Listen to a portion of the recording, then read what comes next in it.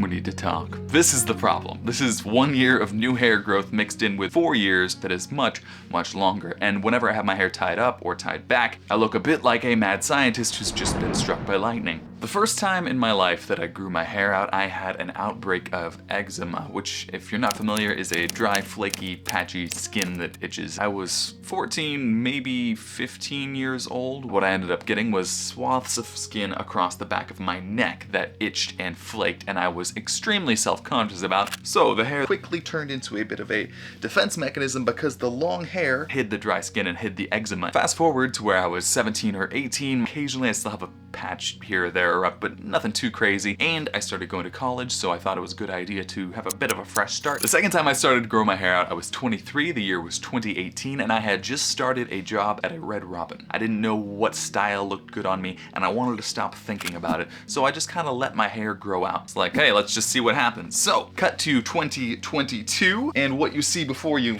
is the result of close to about 4.5 years. But something happened towards the end of last year which has necessitated a bit of a transition. I caught the thing, the 2020 thing. So I had a fever for the better part of a week and a half, and I was kind of wiped out for an entire month after that as well. Turns out there's a thing called telogen effluvium, which essentially means after your body goes through periods of pretty intense trauma, you lose a lot of hair. I remember taking a shower, running a comb through my hair, and literally gasping, standing mouth agape for about 10 to 15 seconds in horror at just how much hair I had pulled out of my head. And that brings us to today, and today it is a little bit over a year since I had that initial period of shedding occur. And I remember at the time thinking to myself, if I lose all of this hair right now, in about a year, am I gonna have just half of my hair be 1 year's hair growth? That's gonna be weird. What's that gonna look like? Turns out that it looks like this. It looks like these tiny flyaways that I have in every direction when my hair is up. It is exceptionally noticeable on all sides of my head, in all directions. You can see kind of what we're dealing with here. All of this is hair that is regrown since I lost it in that telogen effluvium, whatever it's called. So that brings us to tomorrow, where I will be getting a haircut, and I must admit that I did find a little bit of mental resistance to the idea of getting that haircut, because it's been part of my identity, it's been part of who I am for the last 4 years, so it's not something that is easy for me to part with. It just feels like who I am is having long hair. It's really not that big of a deal, but it still feels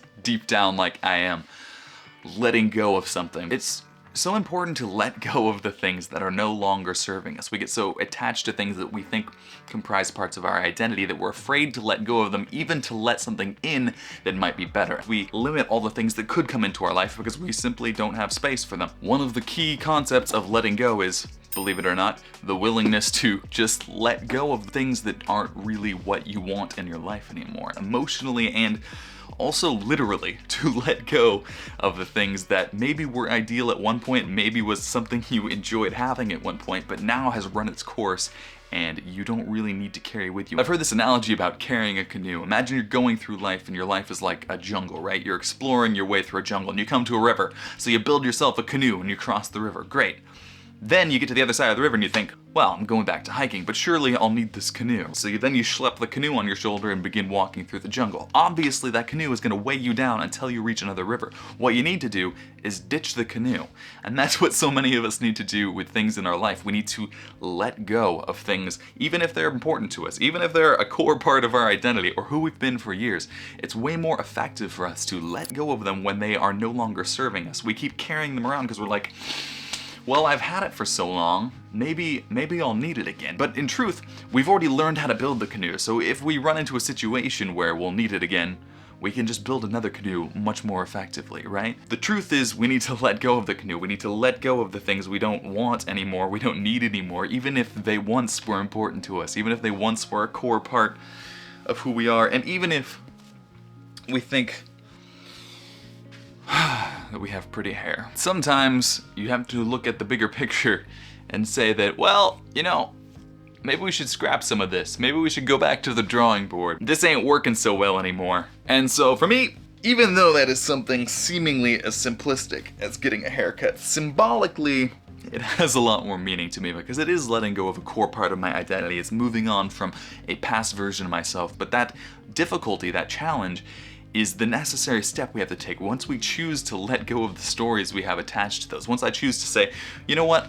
I'll be attractive whether or not I have long flowing hair. People always liked my long hair, so now there's an internal paradigm that says, well, if you get your hair cut, you're not going to be as attractive. People aren't going to think you're good looking. But that's the bullshit fear that tells you to cling to that canoe that you don't need anymore as you're walking through the jungle. Now you're dragging this canoe with you. The only reason we don't fluidly change constantly is because we have built that story that we think this is what gives me meaning. Long hair is part of who I am. Therefore, I can't let go of that, because then what am I without that? We do that with so many things in our life, not only physical things, but also how we think about people, how we interact with people, how we try and get people to think about us, how we show up in the world, all come down to patterns we have integrated into our sense of identity that we tell ourselves are us. And letting go of things that are in those patterns is very difficult because we've built it into our sense of identity. But it is incredibly simple, and it doesn't honestly have to be that difficult, but we tend to make it difficult because we've given ourselves all these stories why this is an important part of who I am. Hair, it's what everybody expects me to be. It's how I showed up in the world. What are people gonna say if I change it? What if they don't like it? It's gonna take years for it to go back.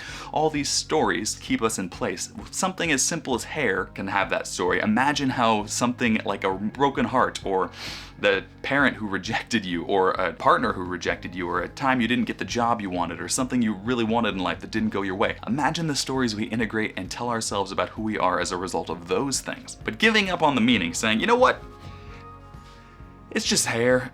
If I really need to, I can grow it back. It'll take a couple of years. We'll just try something new and see how it works. Who cares? It's not that big of a deal. That same fluidity needs to be approached in most areas of our life. We say, you know what? So my heart got broken that one time.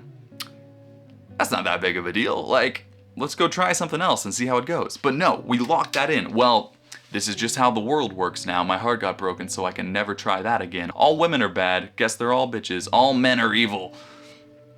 We integrate these stories of meaning into our identity. We tell ourselves something about the world that is true because we don't want to let go of something so simple as our beliefs or our haircut. So as somebody who's decided to let go of a lot of unnecessary past beliefs and patterns this year, I think letting go of this hair, especially in its current state, is something that I want to do, and it makes me sad. It's a little bit bittersweet, but I think it's time. And I would encourage you to ask yourself what things you might need to let go of in your life, not necessarily so superficial as a simple haircut, that is no longer serving you in the way you wish to in your life, and you're kind of keeping it around because of what it once did, not what it's doing for you now. What things are we keeping out of memories of what they used to be? What relationships are we staying in out of memories of how they used to be, or ideals for how they might be in the future? What things are we holding on to because we believe they tell us something about who we are, and we're afraid if we let go of that, people might see us in a different way? Is that really that big of a deal? Guess we'll find out. And if listening to this video has made you feel like my hair, a little bit crazy and all over the place, and you have your brain going, oh, he's talking about all these thoughts and beliefs and needing to let go of past patterns, that's terrifying, I don't know what to do, when you have all these thoughts in your mind about how you can't do that and you're not that type of person, blah, blah, blah, blah, blah, talking too loudly, check out this video right here where I talk about how you can put your mind on a sort of airplane mode to block out those negative thoughts and begin to move forward intentionally in your own life. Thanks for watching.